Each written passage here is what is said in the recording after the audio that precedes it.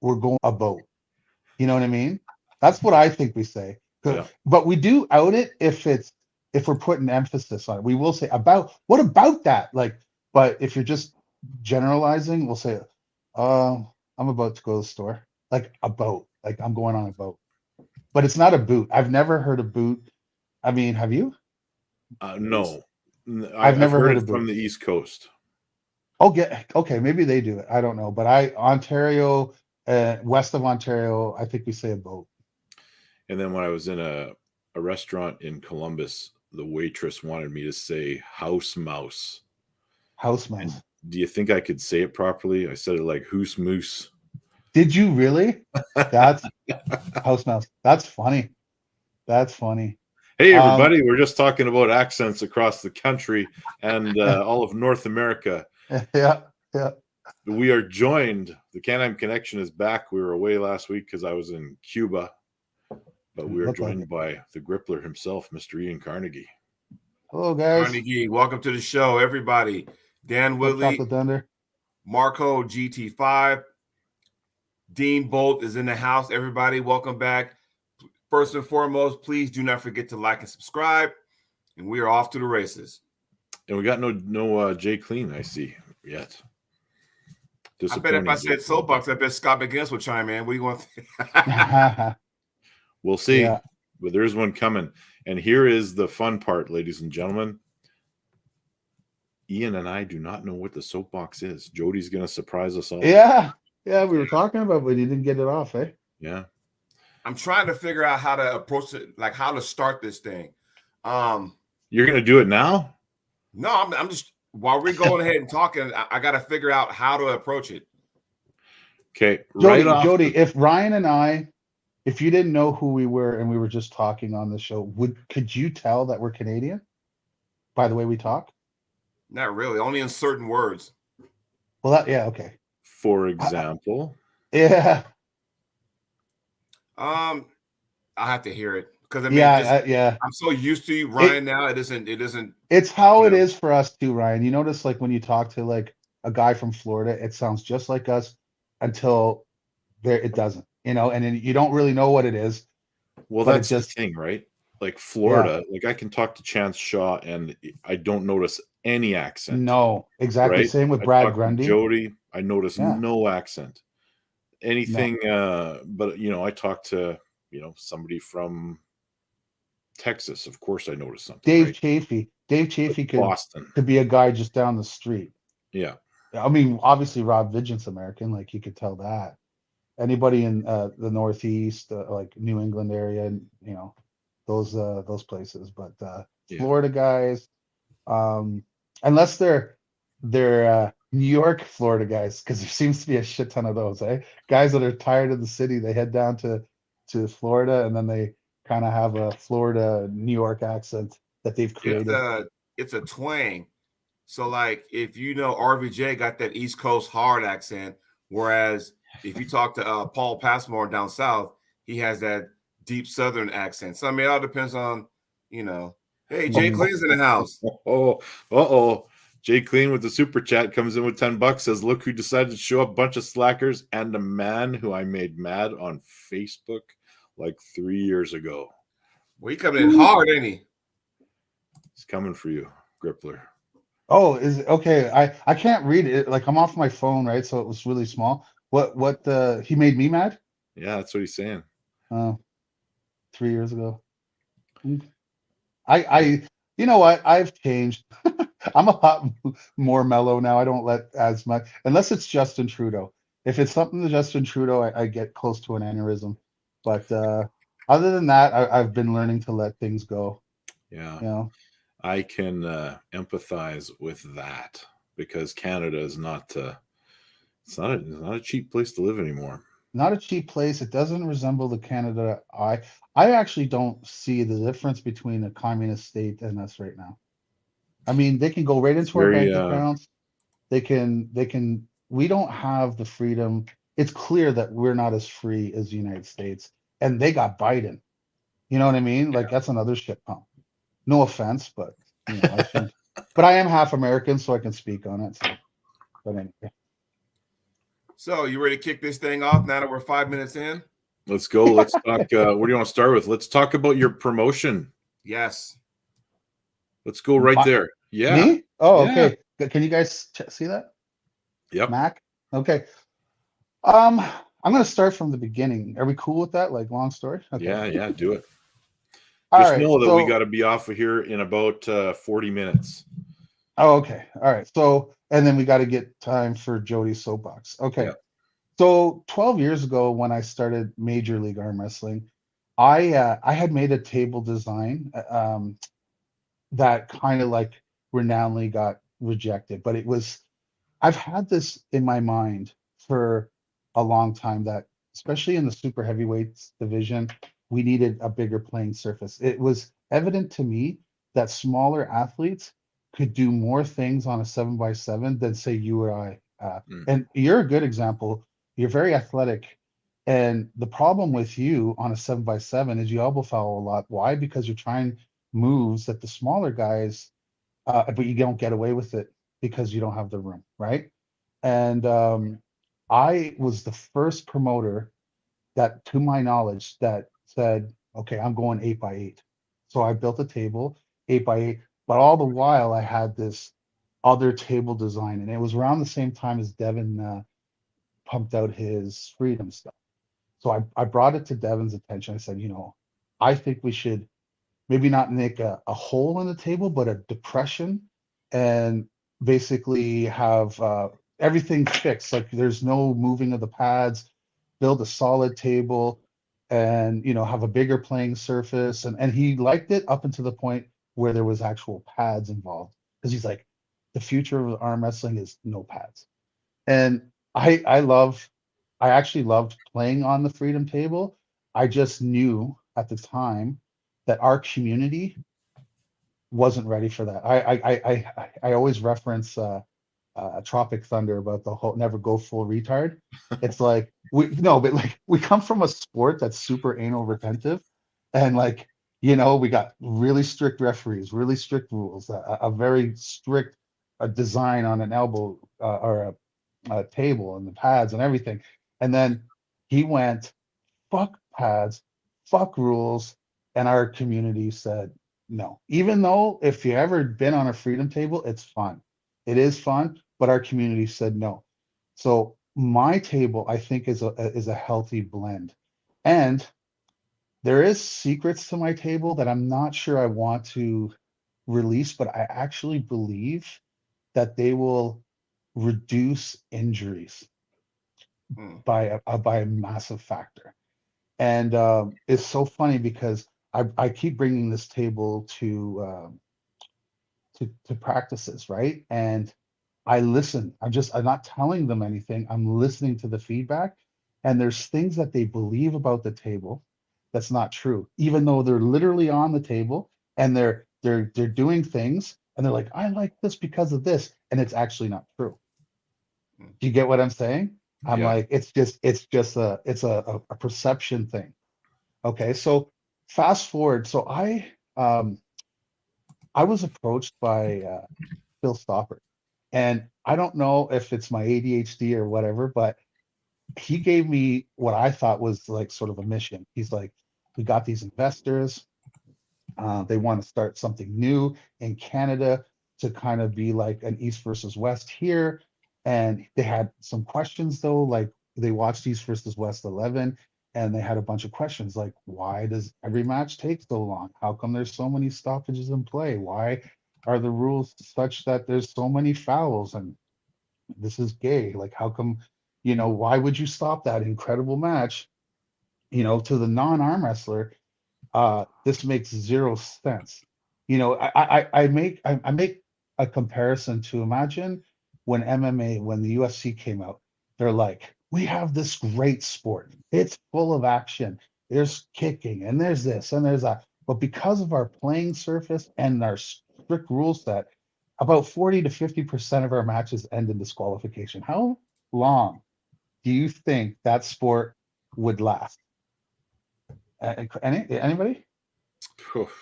But that's what we're saying. And here's the other thing. I've been researching the rules and the table specs and stuff, and I now I'm less hard on the rules and how they came about. For the professional game, I think we need to readjust everything, and that's what I'm attempting to do with my league. I'm going to say this: I'm going to go out, start a league with these rules, and say, "What do you think?" You get what I'm saying? Because I'm not saying you got to change or you need to adapt these rules or this table, but what do you think? And that's part of why I'm going to all these different places and having guys go on the table. I have yet to hear anyone not love this table to my face. Now, obviously, what they say behind my back, I don't know, but everything that's coming back to me, initially, like this is like our fourth, fifth table, and we've made slight adjustments based on feedback each time. And then it's basically now a community table. Like the community has made this next to final product. And I really appreciate that because that's what I wanted. I wanted the guys to get on there and be like, this is good, that's good. But anyway, the point was, I thought we were building a board to pitch a new and I was to address these issues. So I was thinking, we have to change the rules, change the table because the table is not ergonomic for what we're asking. We're asking us to do full contact, as hard as we can, a fight on a table on a 7x7 pad that's 2-inch platform with high density foam and a very slippery slope or slippery surface, and say, do not even have a credit card come up or of daylight, or we're stopping these incredible matches. Um, so to me, it just didn't make sense, right? And it's never made sense to me, which is why I had this idea years ago. But now I have this opportunity because it's supposed to be big money. So anyway, I thought I was building a league for this potential board. When I did my presentation, they said I could not have done a better job. They agreed with me completely. But it was at that time where I found out that I was basically pitching a new league to these people because they were looking to select a league, so that I was in competition with 2 other leagues, and I was kind of like in shock about that. You know what I mean? Because I did not realize that that was the mission statement. But now that, so I don't know if I'm going to get these sponsors or not. You know what I mean? They're still in talks with East versus West and the other person, right? And so I'm like, okay, well, I mean, I don't swing a big stick like Devin and East versus West. So I'm probably going to lose that on that 250,000. You know what I'm saying? But I do believe in what I'm doing, and I do believe that the product that so we did a match in Ottawa at an MMA show. You wouldn't believe what MMA people thought of the game. They're like, Do you Hector, the match? Have you shown the match to anybody yet? well, I've sent record, like people did a screen recording when they ordered the pay-per-view, and they've sent it to me, and then I sent it, but I haven't done anything official yet because it's actually still selling as Okay. a whole, the So pay-per-view, you right? don't So, want me to put this on the screen right now. oh, the match, no. I mean, the thing is I know that a lot of people have put it on their TikTok and like little clips and stuff. But it's going to come out. We're going to dress it up too, probably do a voiceover and stuff like that, make it look professional, and we're going to use it and make it and chop it up for highlights for our upcoming events and stuff like that. But now I've partnered up with PemStream, so that's like my core sports, and I'm just going to build it from the bottom. No, those investors and stuff, they haven't really made a decision yet, but I'm not going to sit on my hands and just wait and hope, oh, I hope they pick me, right? So I'm just going to go out and do events, get super matches, show people, what do you think? You know what I mean? And I took this table to Rochester, and they literally told me, like the club owner, Chris Brayman, he was willing to buy a table right then and there for his team. Like he owns the venue, and JJ Jackson, they're like, being on this table makes me not want to play on that table anymore. And I do see that as a problem a little bit because there's only like 4 of these tables that are in existence right now, and they're not cheap to make. Now, when the CAD comes out and different manufacturers get a hold of it, will they be able to make it cheaper? Yes. But here's why my tables are made so well. Okay. Because I can't afford for one of them to break on camera right off the hop. Do you understand what I'm saying?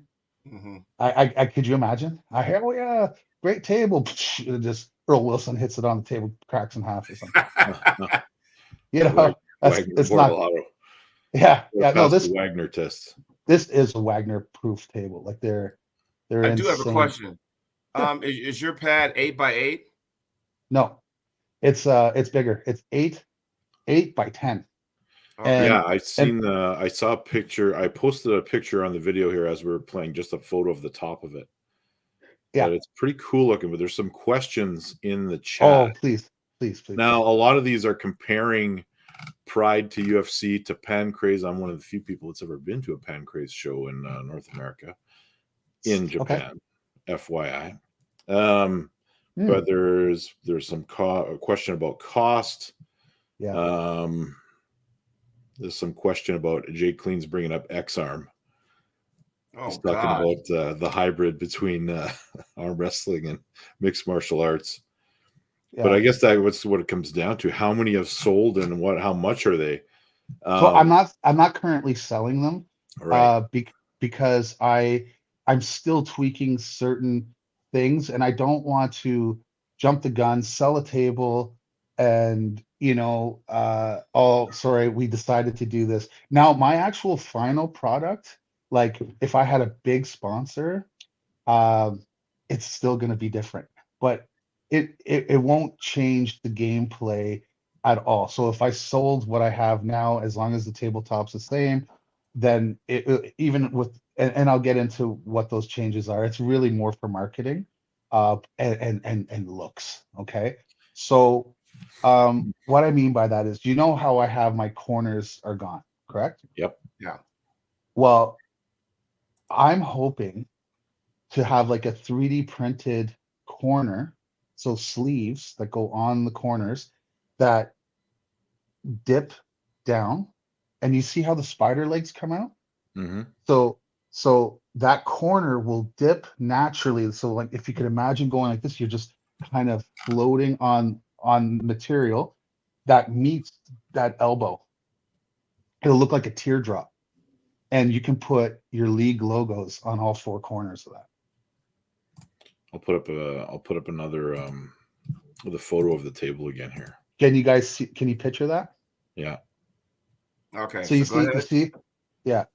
So you'll have sleeves that come down, and they'll meet where those elbows are, and then there'll be a bridge between. So you see where the hand peg is? There'll be kind of like a bridge, like that goes and connects each of those legs, and then you can put more advertisement there. Like your team name or you know what I'm saying? And on each corner will kind of like teardrop, and you can put the Mac logo on each four corners. And that is just pure aesthetics, but it is functional. Like not having a corner makes sense. And even if Mac tables don't go anywhere, I think WAF should adopt it. It's a cool table. I got a question for you. How does your table lower the number of elbow fouls? And you might have touched on it a little bit, but I can see how it would. Yeah. But how does the rule apply to this? Are we making it so that the point of the elbow has to lift above the table surface, which would give you some play there? Well, that's it. So there's a few things. One, I don't like, so there is about a 3/4 inch barrier around the pad itself, and then it starts to slope into a 75-degree slope. Okay, so what I'm saying, my phone just slipped, I guess. All right, so what I'm saying is, and that 75 degrees, once it hits the tabletop surface from the base of the elbow pad to the top of the tabletop, that is 3/4 inch. Now I use that measurement because I've been listening to these pro leagues and the referees, when they're discussing their rules, they do the rules thing, and they're all saying, we're not going to be calling these types of elbow fouls, right? Half inch, whatever it is.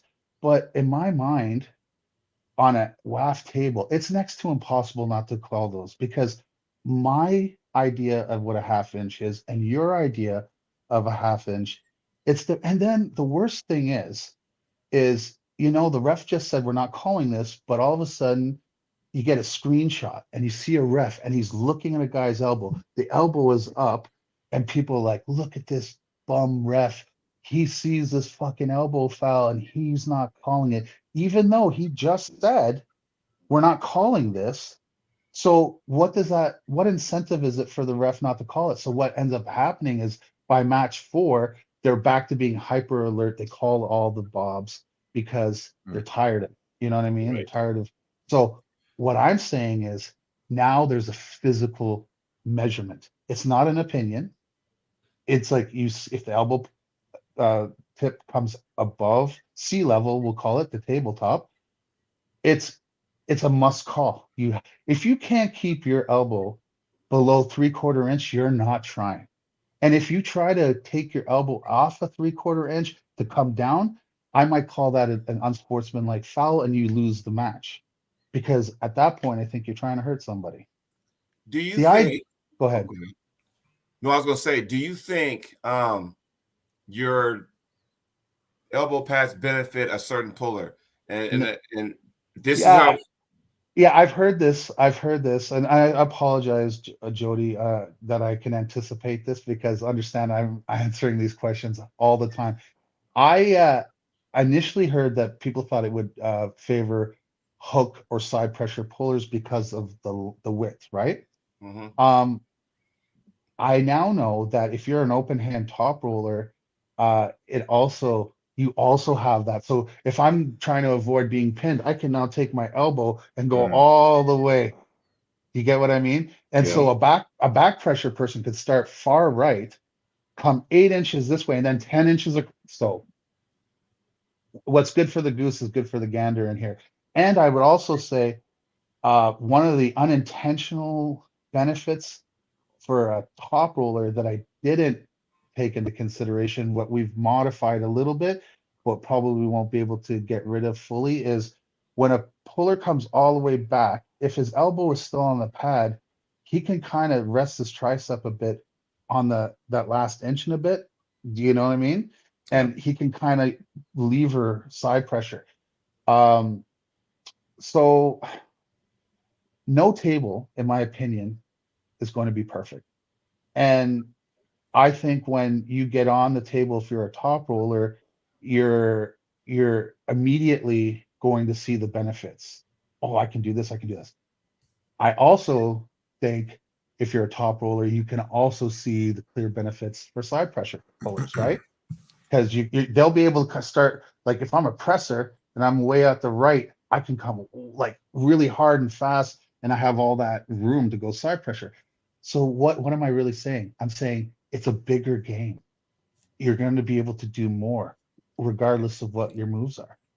You get what I mean? Which I think, plus I also believe it's going to reduce break arms and bicep tendon tears. And I think I'm going to tell those secrets now if you guys want to hear them. Sure. You want to hear? So in the past, in the Michael Todd, Devin Lorette Kings move era, I've noticed a lot of people trying to emulate them, right? Yeah. A lot of guys in 1 or 2 years in the sport, open hand top roll, overly extended. And if you look at a WAF table, it's only 2 inches difference. You can damn near have a straight arm. Even if your shoulder's above, you can almost have a straight arm and not be pinned. And when the pins happen, or the bicep tendon, actually, it's always about this much above. You know what I mean? It's like right before the pin, Right their bicep goes, right? And this injury is happening more than arm breaks now. And why is that? Because we've seen all the pros, like, don't you know what they say, do as I tell you, not as I do. That's hard to, like, every puller is going to want to emulate the best guys. And if they're all like this, they're going to try it, right? So in my sport with all or my table, I already understand that there's going to be a lot more ability for aggression and big attacks and all that stuff. How can I reduce break arms? Well, the fact is, if you have more room for your elbow, you're less likely to pin it and then have that arm break position because you can follow your arm. You have more room to release that pressure that might break your arm. And here's the secret that nobody realizes, but they think is the opposite. Everyone thinks my pin pads are low because when you look at the tabletop, they're not high, right? Because they have to compensate for the depression in the table. You know what I mean? So my initial table was 2 inches difference, just like WAF. But everyone that was on it says these pin lines or pin pads are way too low. And I was talking to John McAlpine and I go, you know what? Nobody likes them right now because of how low it seems.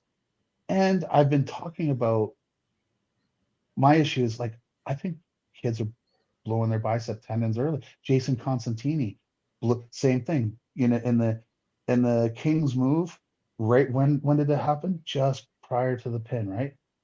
So I figured it's harder to foul. There's way more moves, more aggression. Let's save some biceps. My pin pads are 2.5 inches difference. I was gonna say that, and as soon as you started in it, I knew where you were going. So, despite the perception the that it's lower. perception of the pin pad being lower, you got to also consider that there is no pad height. So yeah, you got it's a shorter pin. We used to actually my thought train. process, well, yeah, I never train with pads anyway, but my thought process is if first of all, you won't be able to do a cheating King's move on my table. It's not possible because if you go dip below, you're now off the pad. Like your elbow is not on any pad. It's just on the side of the table, right? You can, as long as your shoulder is level, you can maintain contact with the pad. You know what I mean? And people say, well, the real rule is if your triceps on and well, yes, but if your tricep is on the pad and you can do it, but in this case, it will be on the your tricep will be resting on the table. Yes. Right. So you have to be at least shoulder level, and so it's more of a King's move, open hand top roll in the legal fashion. Now you can, if your elbow is above the pin pad and you're going for an offensive pin, it doesn't really matter because you're still above the elbow pad, right? And your biceps hitting the side of the table, but it doesn't really affect anything.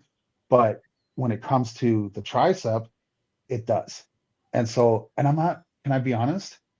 I don't really want to see people under the table arm wrestling in my league, fighting. You don't want that. I mean, you know what I mean? I just don't. And you can still do open hand top rolls and you can still have lots of movement. But I also believe in raising the pin pads because you got a lot of young guys doing this move. And I'm going to say this, you know what? Yeah, you lost. Maybe you wouldn't have lost right away on a WAF table, but you lived to fight another day. Do you know what I mean? And no one notices it anyway. Everyone still thinks, look, I was in Ottawa, and forgive me, Devin, but I'm going to use you as an example because I asked him what he thought of the table. He says, I love it. He's like, anytime you got more playing surface and lower pin pads, I'm good for. So even him, he thought that the pin pads were low, even though they were a half-inch higher. Well, here's the deal, and this is just my opinion looking at it. Now, I'm only speaking just visually. I haven't actually used it up close, but I'll say this. As arm wrestlers, and this sport is evolving, tables are evolving, we as arm wrestlers have to adapt, right? So, like, even clear back to the donut pads, we had to adapt. I mean, guys were freaking, wedging their elbows to a corner where they couldn't get moved because that was the pad. Then you go to the square pad, then I'm like, oh, okay, which, it was easy to elbow foul. We had to adjust to that, Then you had the WAL pads, where it was easy to drag somebody this way because you had movement where somebody who wanted to push forward had to be careful. You had to adapt to that.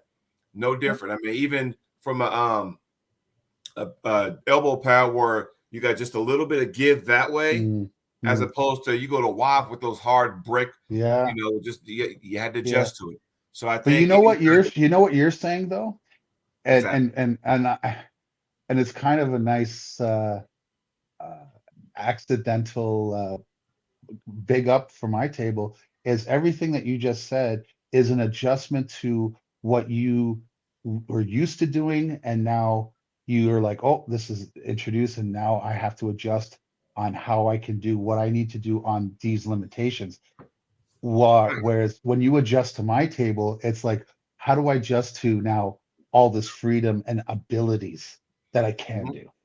It's a difference, right? Yeah. One is restrictive and one is saying, no, go ahead and play, have fun. I find it very interesting. How far are you from Gatineau, by the way? 2 hours. You should bring this to the nationals. And yeah, you know what? As long as I have permission, because a lot of people said that, why didn't I bring it to the AWC and why didn't I go? Because first of all, they're not my events. And I'm now entering the promotion side of the house, and I wouldn't want to take over a promoter's event by making it about me and my. I would suggest to you that maybe talk to Marc Andre, because he is technically the promoter. So as long as he says green light, bring it in, and we'll do like a Saturday night thing where we can, try it out. I appreciate that. In fact, I know that Michael Michel Waugh, he is in love with the table. He hasn't even been on it, and he's very much interested in promoting this style of arm wrestling, and he thinks that I'm going in the right direction. Excuse me.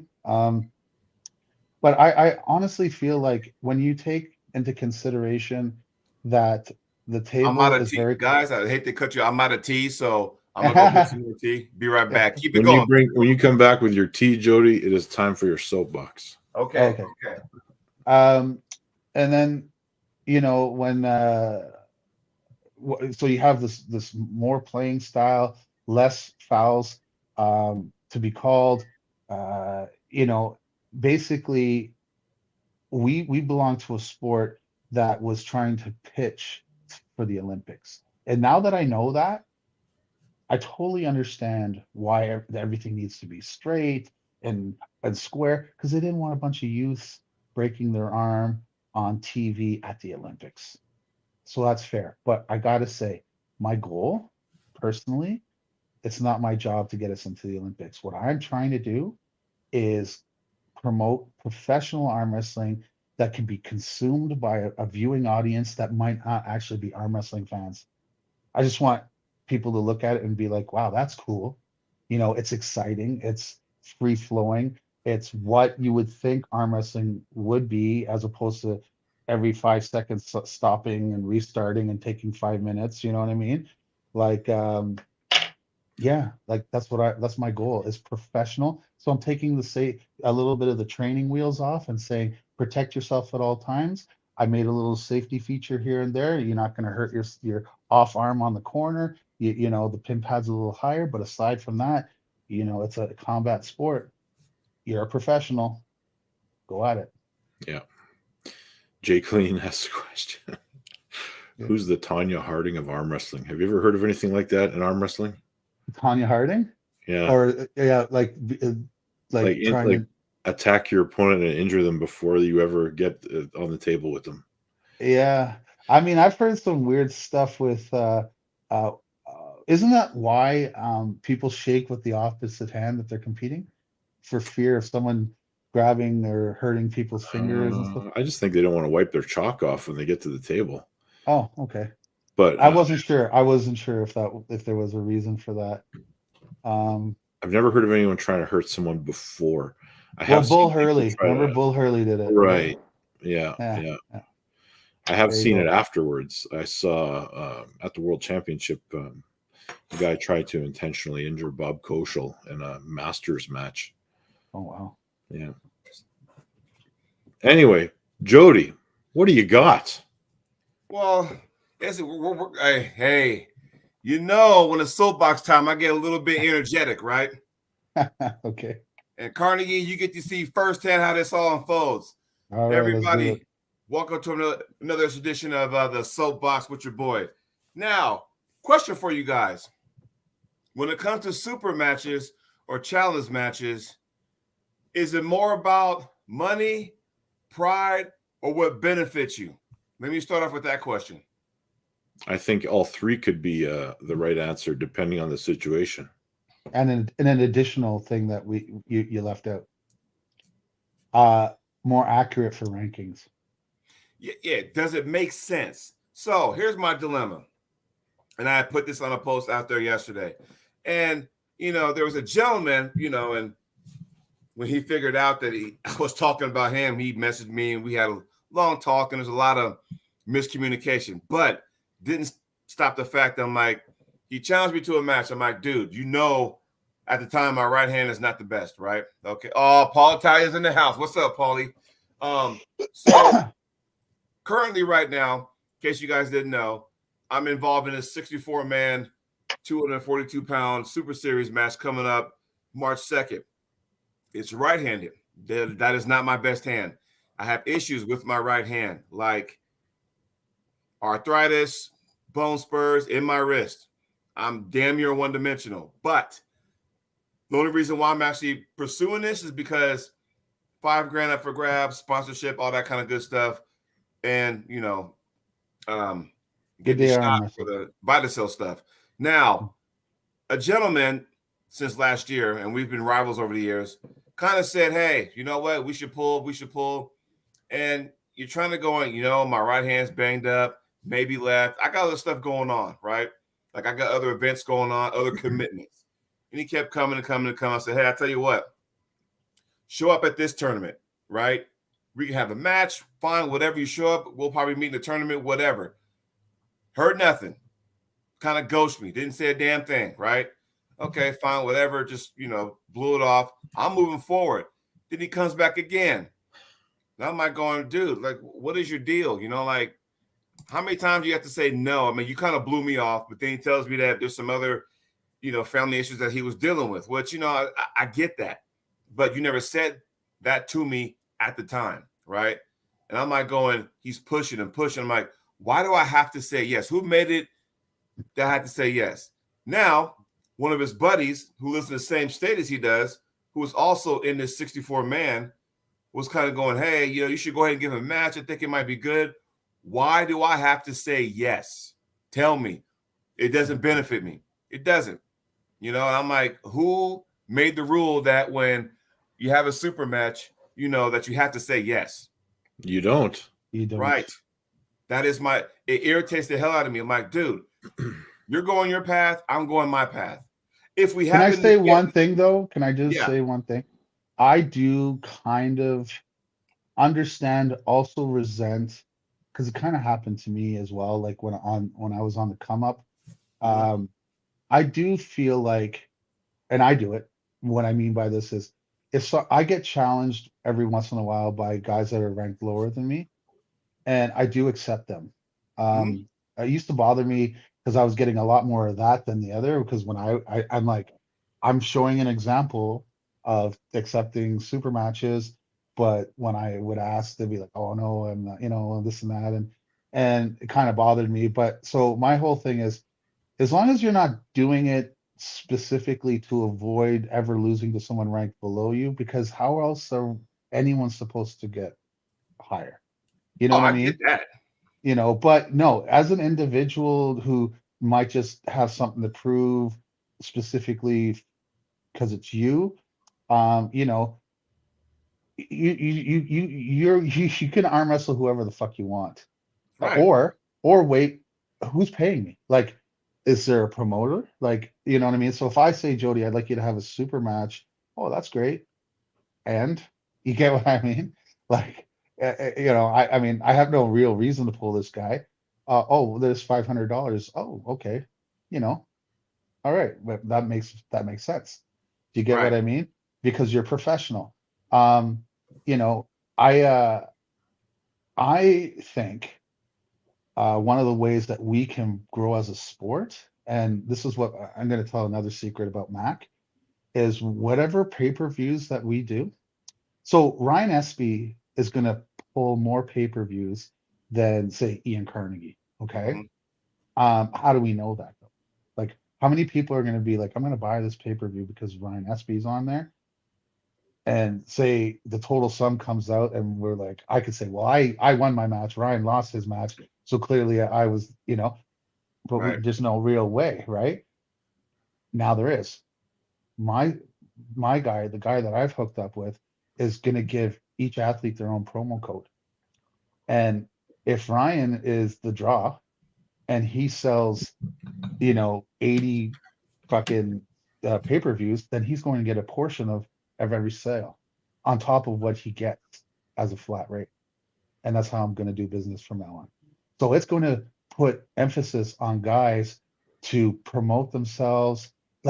So it's not just on Mac to promote like if everyone that's on the show has their own promo code, now I got 20 social media outlets promoting, and of course I benefit because each a sale I will get a portion of it, but I'm also a partner now with my athlete because he will get a portion.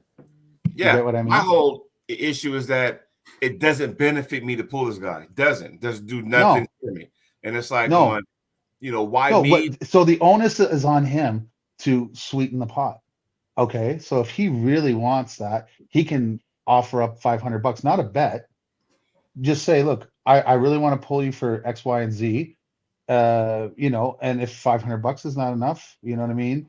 Whatever you like, you get what I'm saying? Like, if I he get it, really but I'm gonna tell wants you to, right. This guy, I'm not putting the goddamn thing up because no, if and it doesn't benefit you, right. you know what I mean? But if you're looking for, if $500 sounds nice to you and you're willing, Uh-oh. that's the difference, Oh right? boy. There we go. What happens? Yeah, so because my whole thing is this. I want nothing, like I said, it's nothing personal about we've had our heyday back in the day. I'm moving forward. I got other stuff on my plate. I got other events I got coming up that I'm focused on.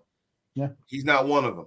And there's no disrespect. It's like, bro, I'm not there. My mind is not with, for him. It's just, we got to have this match. We got to have this match. We have to. How about right hand? Dude, my right hand's jacked up. Okay, well, how about left hand? No, 1,000 times no, right? Yeah. I got other stuff going on. But it's like, Well, why? what could this guy do? This is my question. What could this guy do to get you on the table? Like what could he Nothing. do or have someone do that would say, okay, you know what? That's nice. Let's do it. Well, here's the thing. I've been there and done that with him over the years. And now it's like, bro, my mind is different. And I'm not trying to say I'm better than him. Maybe because the last time we did pull out a tournament, I won. But it's a tournament. You pulled multiple people. But for me, it's like, why are we constantly going back? I'm like, bro, I'm moving forward. Like, don't you have anything else to do than to like fucking have a poster of me throwing darts at or whatever? It's like, why are you so? It's almost obsessive. Like, what's your price, Ryan? If a guy, Ian Carnegie's been fucking, let's have a super match, I have Ryan. a perfect example of this. Okay. Because that weirdo Kodiak Chris Boschman, who I've arm wrestled 1,000 times and he's never come close to beating me once, still begs for super matches with me. But, I will tell him things that are outlandish. I have no interest in arm wrestling him again. But if he pays me $5,000 on my flight to come out there and do it, I'll go and I'll arm wrestle him, right? There you go. And then he'll start raising money with a tip jar down at the beach. I think he's up to 73 cents. And he's been working on it for about 4 years. So, it's not going to happen again. But I put it up there so much that, if he does come up with it, great. But if not, well, tough shit. We're not having the match because I'm not motivated for that match in the slightest. Exactly. And that's what underlings, if you will, like, or people that are looking to go up, that's what they have to put in their mind. If we're in the professional game, no one's training for nothing. You know what I mean? I also believe if you're trying to up your, say you're an up and coming professional, and I now know that Mac is going to have very good quality production, and I will release your video to you. You get what I'm saying? Like, you're an up and comer. You want to bolster your social medias by having good quality. So you might not get a lot of money, whatever you make on your own promotional. Maybe it's your family that buys and a couple friends, so maybe you make $30. It's still better than having to pay for arm wrestling, which I had done for 15, 20 years, right? Pay. And now you made a little bit of money, you got this footage, and now you can start building your brand. And then as you build your social media, and yeah, it's work, guys. But guess what? Anything we're doing in this life is fucking work. And it's not, if it wasn't, everybody'd be doing it, right? But and I'm just in closing, because I know Ryan has to get off, but it's weird because when he was quiet, nothing was going on, and all of a sudden, he just came back with a vengeance with a lot of confidence. I'm not saying anything out of the ordinary, but I heard he's been training hard, and he has a lot of confidence all of a sudden. He's got the Kool-Aid confidence. I'm not saying he is or is. I'm just saying that, okay, you got a lot of confidence. And I told him straight up, it's like, hey, I'm not with all that other bullshit. Like, what are you on? I asked him straight point blank, what are you on? Oh, just TRT. I'm like, okay, I knew somebody who was on TRT, which he did take it, but he also has some other stuff in there too. Yeah. I'm not dealing with all that. I'm not having you do that on an uneven playing field and then have you make a name off me. Fuck that. Sorry. Let's remember that R in TRT stands for replacement. It doesn't mean augment. Anyway, guys, I gotta go. Thanks for tuning in, everybody. We'll be back next week. Grippler, we're gonna get on that table at some point and try it out. But thank you guys for joining in. And thanks for the opportunity to let me tell my story. Yeah, guys. Thanks, guys. Next Tuesday, we'll see you then. So long, everybody. Take care. Guys.